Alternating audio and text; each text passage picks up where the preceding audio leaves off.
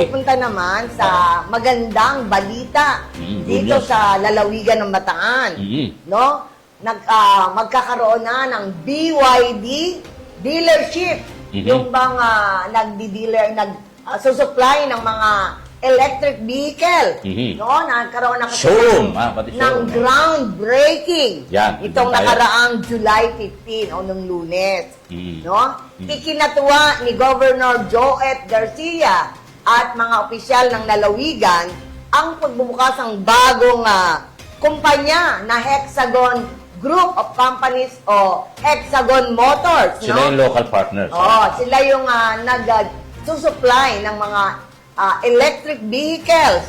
No, na pinili. Particularly yung BYD brand. Yes, BYD brand. So ito yung BYD na Bataan. mas prominente ngayon kaysa sa Tesla. Tesla, No? Na pinili ang lalawigan ng Bataan, particular na ang Balanga City sa barangay Upper Tuyo, no? Kung saan doon sila magkakaroon ng showroom at dealership. Ang Hexagon Group of Companies ay nangungunang kumpanya, no, na nagsusupply ng mga electric vehicles na nakita natin na ipinarada nila nung kanilang groundbreaking nung July 15.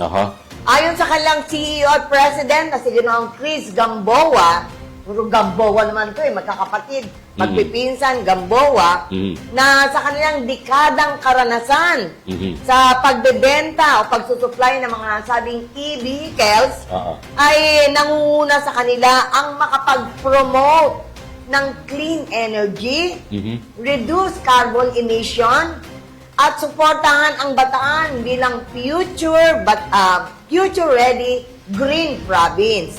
Samantala, sinabi naman ni Governor Joet Garcia na hindi na bago ang BYD sa atin.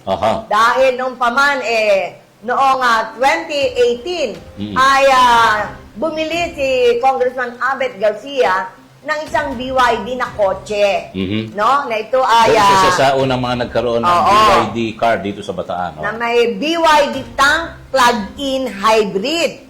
Ayon sa kanya, gusto niyang maunawaan at maranasan ang paggamit ng isang e-vehicle o electric vehicle.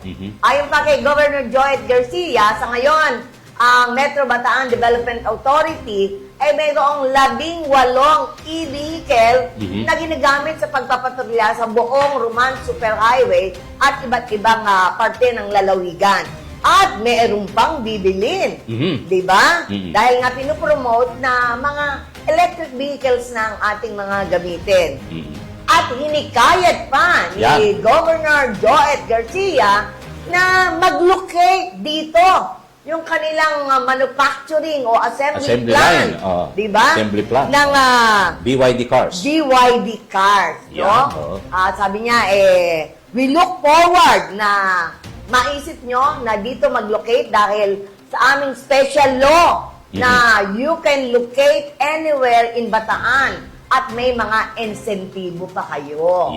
Dahil binanggit ni Governor Garcia itong yung expanded AFA block. Yes, oo. Kung saan ay yung buong probinsya ay bahagi na rin ng Freeport area of Bataan. Pero ano mo, in the future talagang ang mangyayari niyan, Kuya Mike, dahil sa pagtaas ang gasolina, talagay ko talagang marami nang bibili ng BYD as compared kasi sa vehicle. Tesla car, mas mura itong mga BYD e-vehicles. Tsaka parang mas maalwan siya.